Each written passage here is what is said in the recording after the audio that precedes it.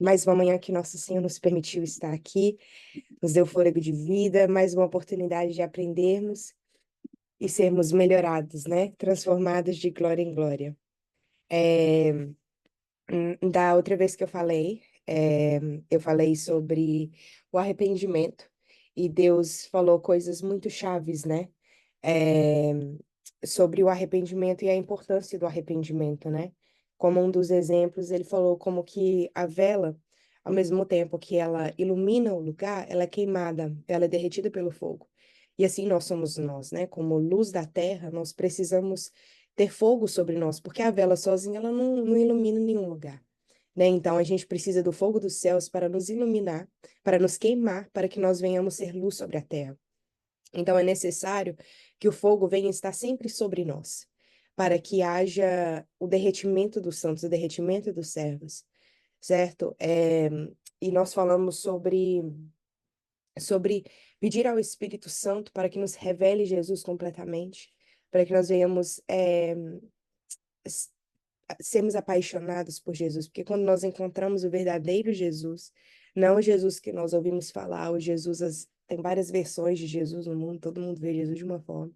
Mas quando nós conhecemos o verdadeiro Jesus, então nós podemos fall in love, né? Apaixonarmos por ele, né? Igual em Samuel, 1 Samuel 16:1, que, que Deus disse para Samuel: encha teu vaso e vai. A gente não pode sair sem sermos cheios, né? A gente não pode ir sem estar cheios. Porque como que o servo do Senhor vai realizar a obra do Senhor sem o Senhor? Não tem como, né? Pode um servo de Deus andar sem Deus? Não tem como. E a forma que nós nos enchemos de Deus é quando nós estamos de joelhos, né? Quando nós buscamos a face de Deus. Nós fizemos o propósito de Neemias por 52 dias e nós fizemos de 5 a 6 todos os dias da semana, incluindo tanto o sábado quanto o domingo, né? Os finais de semana. Independente de quanto tempo nós dormimos, né? Tinha noites que eu e meu esposo, nós íamos dormir às 3 horas da manhã, 5 horas de pé, estávamos de pé, e já tinha compromisso depois, então não tinha como voltar a dormir. E requeriu tanto, tanto do meu corpo físico, muito. Mas eu digo que foi a época que eu me senti mais descansada. É realmente uma coisa assim que só os céus pode fazer. Porque eu me sentia mais descansada do que quando eu dormia 8, 9 horas. Então era como o Senhor meio que falando, você me busca primeiro e eu te dou sustento. Então foi tipo assim, foi maravilhoso ver que quando a gente acabou, ele tem pouco tempo, tem uma semana. Quando a gente fez esse propósito de Neemias, eu acho que eu tava mais descansado que agora, que tô dormindo 8 horas. Talvez é um sinal, né, irmãos? Eu vou voltar a acordar de 5 a 6. Mas nós também falamos da importância da oração diária. Deus falou uma coisa muito assim, que eu fiquei muito chocada, muito abalada com aquilo. Que aqueles que não oram, mas quando eu digo orar, não aquela oração de tipo Ctrl+C, Ctrl+V, o que eu orei ontem serve para hoje, é a mesma oração de ontem, Deus, está tudo bom. Não, mas uma oração assim, verdadeira, é que essas pessoas que não têm uma comunhão com o Espírito Santo, que não oram, são pessoas que estão se tornando estranhas a Deus, pessoas que estão se tornando estranhas ao Senhor. São elas que no dia do juízo, Deus vai falar: apartai-vos de mim que nunca vos conheci. Porque como que nós vamos passar a eternidade com Deus que nós não conseguimos passar nenhuma hora nessa terra? Sabe? É impossível você querer passar a eternidade, porque para Deus a gente está se tornando estranho se a gente não ora, né? Porque se a gente não conversa com alguém, como que a gente conhece essa pessoa? A gente conhece a pessoa através da conversa, né? Passando tempo, investindo tempo juntos, que você vai conhecendo sobre aquela pessoa.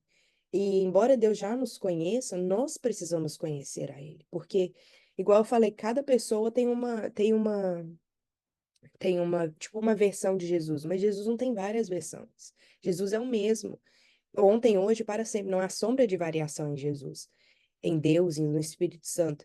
Então, como que nós vamos passar a eternidade com Deus que nós não conseguimos passar nenhuma hora nessa terra? Eternidade, imagine, nunca acaba. Como que a gente vai passar isso sem passarmos pelo menos uma hora todos os dias de nossas vidas com Ele? Nós também falamos sobre a guerra que há nos estágios da oração, né? O primeiro estágio da oração, você ora por demora mais ou menos 30, 40 minutos. É uma batalha espiritual. É a hora quando você sente um cansaço danado, você sente uma vontade de dormir, uma preguiça de falar, parece que a boca fica até pesada. Lembro quando nós estávamos fazendo o propósito de Neemias, eu orava devagar, porque minha boca estava tão pesada que, que eu falei assim, não, Jesus, eu vou continuar orando, mas me perdoa que eu tô falando, tipo, parece que a boca pesa, sabe? É aquela guerra, aquela batalha espiritual que dura mais ou menos os primeiros 40 minutos da oração. Então, por causa disso que é necessário persistir, insistir, porque Satanás, ele vence insistindo. A gente pode, se a gente reparar nas nossas vidas, as armas que ele usa são sempre as mesmas. As formas de nos tentar é mais ou menos as mesmas formas que ele tentava quando era adolescente. É aquele ponto de fraqueza e ele insiste naquele ponto de fraqueza e fica naquele ponto de fraqueza o tempo inteiro. E muitas das vezes ele vence porque ele insiste tanto e nós não insistimos suficiente para vencermos o maligno.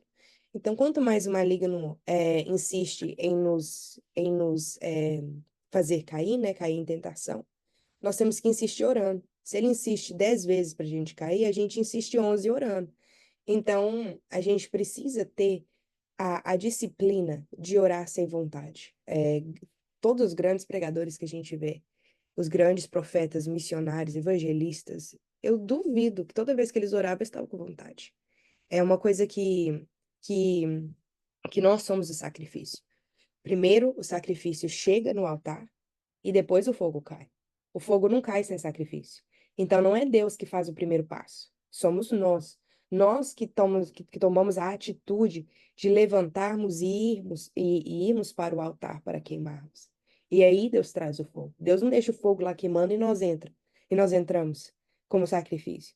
Então é aquela coisa que a gente vai mesmo sem vontade, mesmo sem força, mesmo cansado, mas aí Deus vem com como se fosse a recompensa, né, que é nós queimarmos. Porque é, como está escrito em Salmo 145:18, afirma Davi que o Senhor está perto daqueles que o buscam. Então, quanto mais nós buscamos, mais perto de Deus nós estamos, né? Quando Deus levantou Moisés, Deus chama Moisés, né? E Moisés fala, mas eu tenho a língua pesada, né? Eu sou um homem gago. E Deus chega para ele e fala, mas não foi eu que criei o mudo? Não foi eu que criei o surdo? Não foi eu que criei o cego? O que que Deus estava falando? Eu sei das suas limitações. Eu te criei. Eu te criei com elas com um propósito, para manter você dependente. Porque imagina, todas as coisas que Moisés viveu, só Deus sabe o que que poderia acontecer se ele não fosse gago.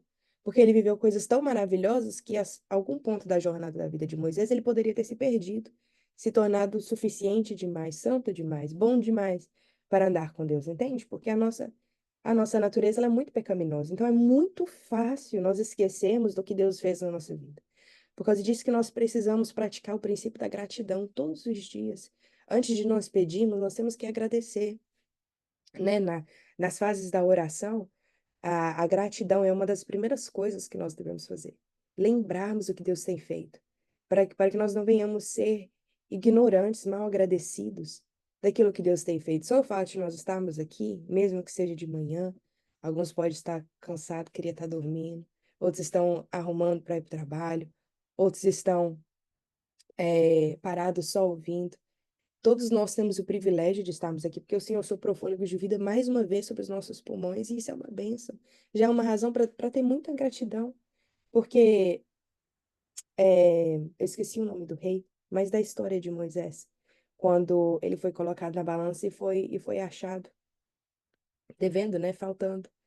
Todos nós, um dia, nós vamos ser colocados na balança. E o que que nós vamos dizer para Deus? Eu penso muito nesse dia da balança, nesse dia que nós vamos prestar conta a Deus. Esse rei, ele teve que prestar conta antes da morte, né? Antes que eu diga assim, no dia do julgamento. Muitos de nós só vamos prestar conta no dia do julgamento. Mas e se Deus do nada pegar o seu perfil da sua vida e pá, o que que você me diz? O que que tá acontecendo? O que que você está devendo? Entende? A gente tem que lembrar que mesmo que Deus seja um Deus de amigo, de muito amor, ele também é um Deus de justiça. E a gente não pode enganar a Deus. Quando a gente acha 1 milhão de razões para não orar, pelo menos 1 hora, com licença. Deus sabe o nosso coração e ele nos vê. Então, as nossas desculpas, fuleirinha, o que que a gente vai falar no dia do julgamento, né? A gente tem que lembrar que um dia todos nós vamos estarmos de pé perante o tribunal de Deus.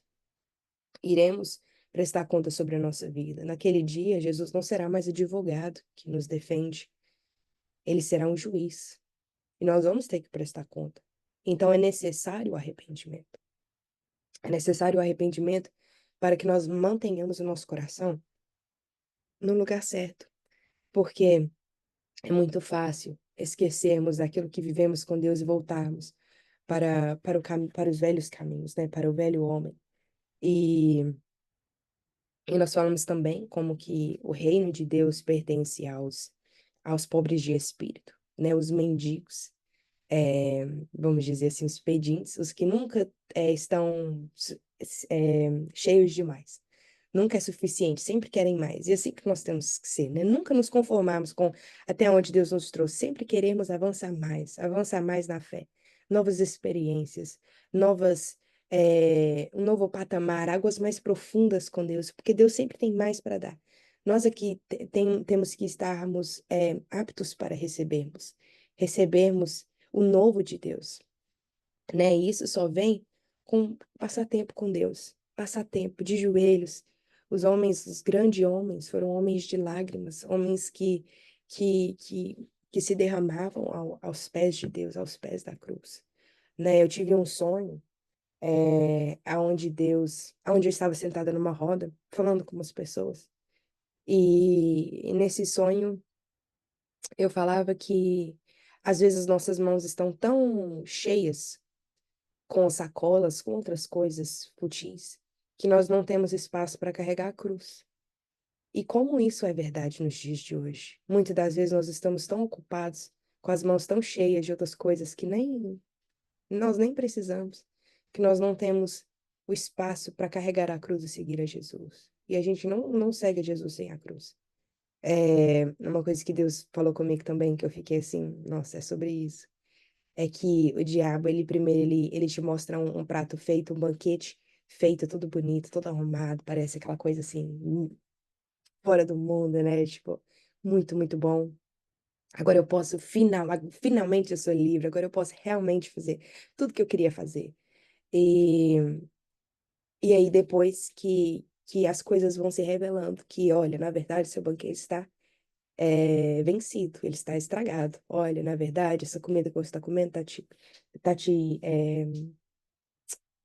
eating you alive, tá te apodrecendo por dentro, está te matando. Mas Jesus não. Então, Satanás, ele mostra primeiro o que é bom e depois o que é ruim. Mas Deus não, Deus mostra primeiro aquilo que vai ser difícil, tem que pegar a cruz, tem que deixar as sacolas para trás, tem que pegar a cruz para me seguir. Mas depois que você pegar essa cruz e você me segue, você passa a eternidade comigo nos céus. Eu cuido de você, eu vou suprir, eu sou a sua providência. Você só precisa me buscar que eu cuido do resto. Então, primeiro, Deus mostra para nós o que é difícil, para depois mostrar o que é bom. Mas o inimigo não, ele mostra o que é bom para depois mostrar. Depois as coisas ruins vão se revelando, né? Porque o gosto do pecado, a primeira vez, é tipo, meu Deus, seu corpo tá tipo, meu Deus, eu nunca senti algo tão bom. Mas aí depois você vai vendo que aquilo dali, nada mais é suficiente. Quanto mais você peca, mais você quer pecar, e há um abismo chamar o outro e nunca tem suficiência. No nada te preenche nesse mundo. Você pode tentar de tudo nessa vida. E, e uma coisa que a pastora Camila Barros falou, que eu achei linda, uma pregação que ela que ela tem, né? Que eu acho que todo cristão deve assistir, que se chama A Pregação que Abalou uma conferência lá que eles tiveram. E ela falou coisas que eu ouvi aquela mensagem e eu terminei de ouvir ela chorando. É, de que como Deus não quer ser somente o único, mas também o primeiro. Ela falou que todos nós temos Deus como único, né? A gente não serve diferentes deuses, mas nós temos que ter Ele como o primeiro das nossas vidas. E muitas das vezes dobrar o joelho e dar uma hora para Deus é você falando para Deus: olha, Deus, eu poderia estar dormindo, mas você vale mais do que o meu sono. Eu poderia estar descansando, mas você vale mais do que o meu descanso. Eu poderia estar trabalhando, mas você vale mais do que as 17 libras que eu vou ganhar no trabalho. É as prioridades da vida. E quando nós nos fazemos, colocamos isso como prioridade, não é que ele nos prioriza, mas é que nós damos mais lugar. E quando nós damos lugar a Deus, ele faz. Muitas vezes ele não faz que a gente não dá lugar, né? Às vezes ele tá falando, só que a gente tá tão ocupado que a gente nem ouve. E eu sentei assim com Deus, eu falei, Mas, Senhor, se nós sabemos que nós precisamos arrepender, por que nós não nos arrependemos? Se nós sabemos que é necessário, por que não? Porque essas coisas que eu tô falando, nós estamos cansados de saber, ainda mais crente. Crente ouve sobre isso toda hora. E o próprio Espírito nos confronta, certo?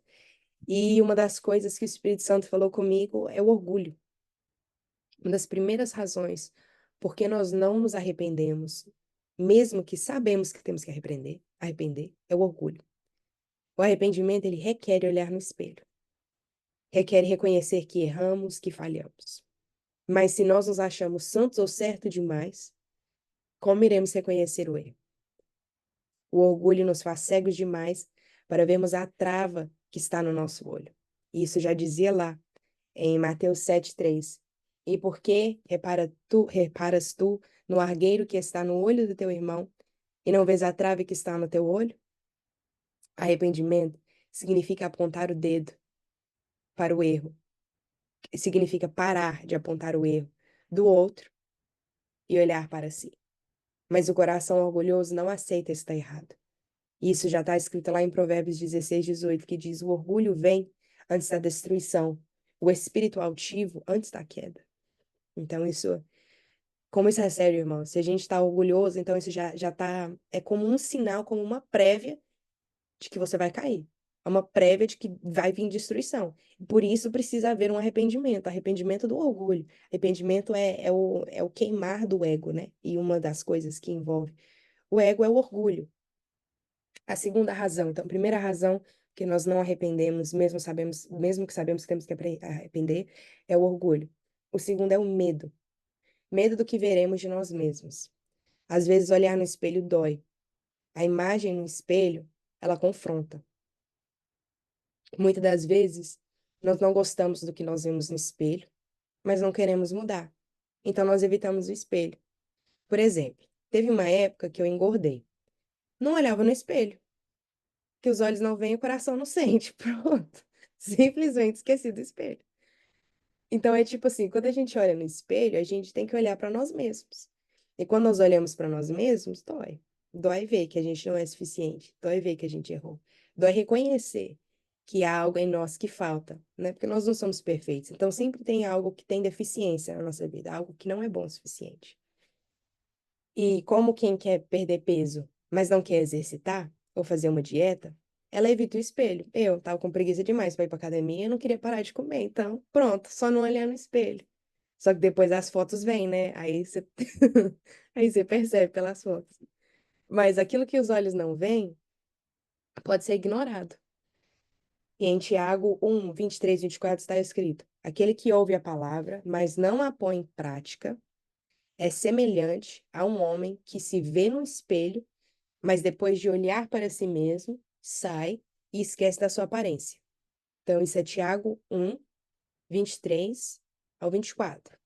Então, é como se você olha no espelho, mas esquece da sua aparência.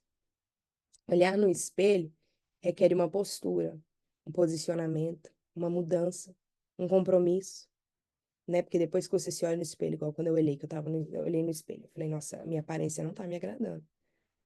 Não tô me sentindo confortável, eu tô me sentindo muito cansada, tô me sentindo sem disposição. Após eu me ver no espelho, me requeriu uma postura, me requeriu uma decisão. O que que você vai fazer agora? Agora você encontrou o problema. A solução você já tem. Qual decisão você vai tomar? Vai pra academia? Vai comer menos? Vai mudar a dieta? Você encontra o problema, você sabe a solução, agora tem que tomar uma decisão daquilo que você vai fazer após descobrir o problema, né? Mas muito tem medo da, do que essa postura vai exigir de si mesmo, né? Medo do que nós vamos precisar deixar para trás, porque igual no sonho, é, onde Deus estava falando, você tá com as mãos muito cheias de sacolas, suas mãos estão ocupadas demais para você carregar a cruz. Então, o que que aquilo ali simbolizava? Que você vai ter que deixar umas sacolas para trás. Você vai ter que abrir mão de algo. E aquelas sacolas podem ser muitas coisas: vaidade, orgulho, ego. Nós somos muito cheios de direitos. Olha, Deus, eu gosto de dormir desse horário a esse horário. Essa é a minha rotina. Não mexe com a minha rotina, que eu funciono assim. Aí Deus fala, pá, acorda 3 horas da manhã, larga uma sacola. Não, aí não. Aí a gente vai esvaziando esvaziando de Deus, enchendo de coisas fúteis. E aí depois, quando dá algo de errado, Deus, a gente clama por Deus. Mas e aonde que nós estávamos quando as coisas estavam indo certo? Quando a gente estava no conforto da nossa cama, quando um parente não estava passando mal, quando a gente não tinha perdido um trabalho, entende? E uma coisa que Deus falou também que, nossa, pegou também, é que às vezes ele precisa fazer algo muito grande para chamar a nossa atenção. Porque Deus vai falando, Deus vai falando, Deus vai falando. E a gente não ouve. Muitas das vezes ele precisa tirar alguém da nossa vida para chamar a nossa atenção. Tirar um trabalho, tirar um bem material. Ele precisa tirar algo para chamar a nossa atenção, porque ele vai falando, ele vai chamando, ele usa profecia, ele usa palavras, né, pregações, ele usa louvor, ele usa situações pequenas, mas a gente não ouve, a gente está muito ocupado para prestar atenção e perceber que aquilo realmente é Deus falando.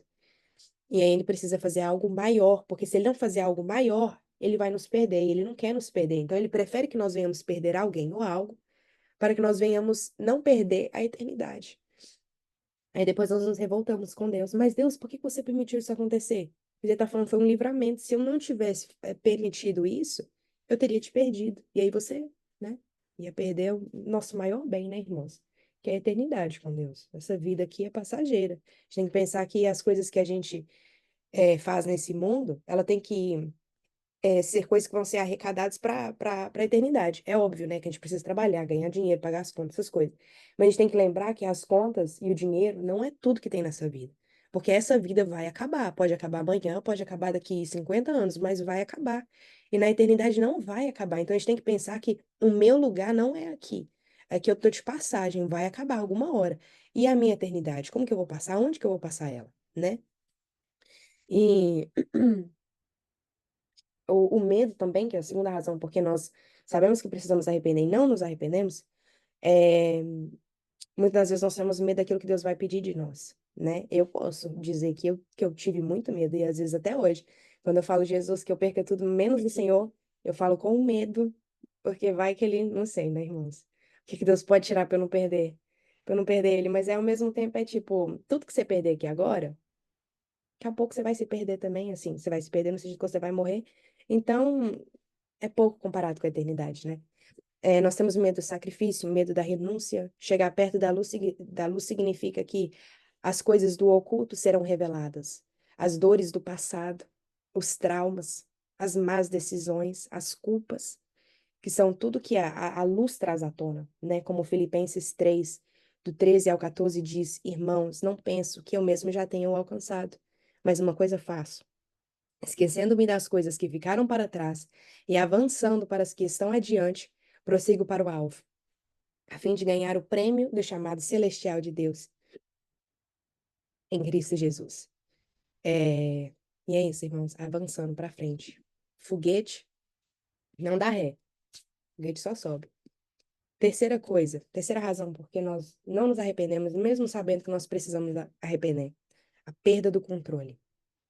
Minhas irmãs aqui com certeza vão conseguir, né, se identificar. Nós irmãs, meu Deus do céu, tira tudo menos o controle de nós. Quando não arrependemos, temos um senso de poder, de superioridade, de que somos santos, de que não precisamos pedir perdão. Porque pedir perdão requer que a gente desça. E muitas das vezes a gente não quer descer. Quando pedimos perdão, abaixamos, descemos, temos que sair do salto para os joelhos. E isso custa, isso dói muito. Você sair do palco para ir para os joelhos. Sair de um lugar alto para descer, para que Deus suba, né? Não pode ter dois senhores. Então, ou um tá baixo e outro tá alto, ou senão os dois não podem governar ao mesmo tempo, né? Ou é Deus que governa ou é nós. Então, se a gente não descer, Deus não vai subir. Deus não vai ficar competindo por lugar na nossa vida. Então, ou a gente desce para os joelhos e Deus sobe pro altar, pro trono, ou não tem ele, né? E, e dói rebaixar. Dói dar a coroa de volta. Significa perder o controle. A rainha Elizabeth, ela conta que a única vez que ela tirava a coroa dela é quando ela ia orar. Que ela tirava a sua coroa e se ajoelhava. Porque ela reconhecia, ela fala isso. Ela reconhecia que, além dela ser rainha de todos, né? Rainha sobre os homens, Deus era rei sobre ela. Então, reconhecimento de honra, né? E como está escrito em João 3,30, é necessário que ele cresça e eu diminua. Isso significa perder o poder, né? Diminuir, abaixar para Deus subir. Em quarto lugar, deixar o comodismo. Arrependimento requer sair do comodismo, do nosso conforto. Arrependimento requer de nós abandonar os velhos costumes e voltarmos ao primeiro amor. Lá em Apocalipse 2, 4 ao 6, Deus fala com a igreja de Éfeso, né? Tenho, porém, contra ti que abandonastes o teu primeiro amor. Lembra-te, pois, de onde caíste, arrepende-te e volta às práticas das primeiras obras. Isso, e o que isso pode requerer de nós? Talvez significa dormir menos para orar mais. Eu falo de dormir muito porque acho que o que mais me custa nessa vida é o meu sono. Posso fazer o jejum, mas o meu sono, acho que meu sono é mais importante que a minha comida. Então, eu falo muito de dormir, mas vocês sabem o que na sua vida te custa muito, né? E o deixar o comodismo pode ser essa área na sua vida que você sabe que mais te dói fazer, né? Para outros pode ser ficar sem comer, né? Mas para mim é o meu descanso. Menos tempo na cama para mais tempo de joelho. Isso custa, irmãos, isso custa. Mas vale a pena. E a quinta razão, porque nós não nos arrependemos, mesmo que sabemos que temos que arrepender, é o confronto. Para que haja arrependimento, é necessário reconhecimento.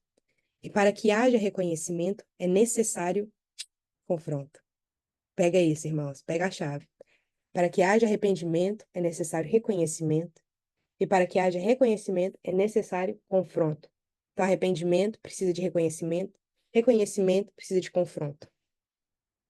É o que encaixa. Mas o confronto suga muita energia, porque o confronto leva à correção, mas a correção leva tempo. Gastar tempo, gasta tempo, ensinar e aprender. Como gasta, irmãos, e como dói. Como dói aprender, como dói você se olhar e ver que você errou e que você não sabe de tudo e que você precisa aprender. Mas sem confronto, não há mudança de vida e nem de pensamento. Se nós nunca aprendermos, se nós nunca nos confrontarmos, se nós nunca reconhecermos que precisa de um arrependimento, a gente vai continuar na mesma vidinha medíocre o resto da nossa vida.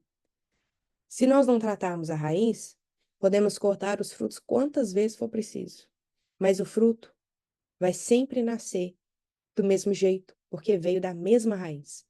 Não adianta, irmãos, a gente chegar numa árvore e ficar cortando o fruto dela, cortando, cortando, cortando. O fruto vai nascer do mesmo jeito, porque a gente não tratou da raiz. A raiz continua a mesma. Então, por que que o fruto vai mudar? Se a raiz está apodrecida, não adianta cortar os frutos. Os próximos continuarão a nascer maus. Arrancar o problema porque não lidou com a raiz, e sim com a consequência. O confronto nos leva a arrancar o problema pela raiz, mas olhar para a raiz também dói, porque nos faz lembrar de coisas que nós queremos esquecer. Que olhar para a raiz é olhar para o passado. Por que que eu penso assim? Por que que eu agi assim? Por que que eu oro pouco? Por que que me dá? Por que que eu me sinto assim? Sabe, é você olhar para a raiz do problema. Mas por que que eu reagi dessa forma? Por que que eu me sinto assim perto dessa pessoa? Por que que eu me sinto assim quando alguém lê essa parte da Bíblia? Por que que eu me sinto assim? Entende? É você olhar para trás, você se analisar, né? E como dói olhar para si mesmo, né? Tem muita coisa no nosso passado que a gente quer esquecer, mas a gente não pode só pegar os problemas, colocar debaixo do tapete e seguir. A gente precisa lidar, né? Porque senão os frutos vão continuar os mesmos. O confronto é, nos faz lembrar daquilo que nós escondemos debaixo do tapete ou no quartinho dos fundos, né? Nosso coração tem também os quartinhos do fundo. Mas se não tratarmos com a raiz, os frutos permanecem os mesmos, como está escrito em Mateus 7, 17 ao 20. Assim, toda árvore boa produz bons frutos, e toda árvore má produz frutos maus. Não pode a árvore boa dar maus frutos, nem a árvore má dar bons frutos. Toda árvore que não dá fruto bom, corta-se e lança-se no fogo. Portanto, meus irmãos, pelos seus frutos os conhecereis. forte, né? Quais frutos que a gente tem deixado para trás, né? Quais são as marcas que nós deixamos nas vidas das pessoas? Qual Jesus nós apresentamos às pessoas, né?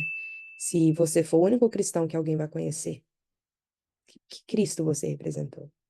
Quem é o Deus que a gente serve, né? Às vezes eu penso isso, eu tenho uma pulseirinha, nem tô usando ela agora, mas ela diz Jesus. E quando eu uso ela, né? Pro trabalho, eu uso ela o tempo todo. E quando, às vezes eu vou agir assim com falta de paciência, aí eu penso, nossa, a pessoa vai ver aqui no meu braço Jesus. E eu agindo dessa forma, contrário com o que Jesus ensinou, aí eu me paro, sabe? Porque eu fico, nossa, se eu for a única pessoa, a única Bíblia que essa pessoa vai ler hoje, qual Bíblia que ela tá lendo, né? Será que é um livro escrito por homens ou é a palavra de Deus? A gente tem que tomar muito cuidado, porque a gente se chama de cristão, mas a gente não representa Deus da forma certa, né? Como isso é sério. É, mas essa é a palavra que o Senhor me deu para falar. Espero que você tenha apanhado o tanto quanto eu apanhei, que eu não queria apanhar sozinha, então eu tive que vir aqui deixar uns chicotes de Deus para vocês também, que é apanhando que a gente aprende, né? Minha mãe batia quando era criança, mas eu aprendi, tá vendo? Hoje eu sou assim, mas agradeço a oportunidade.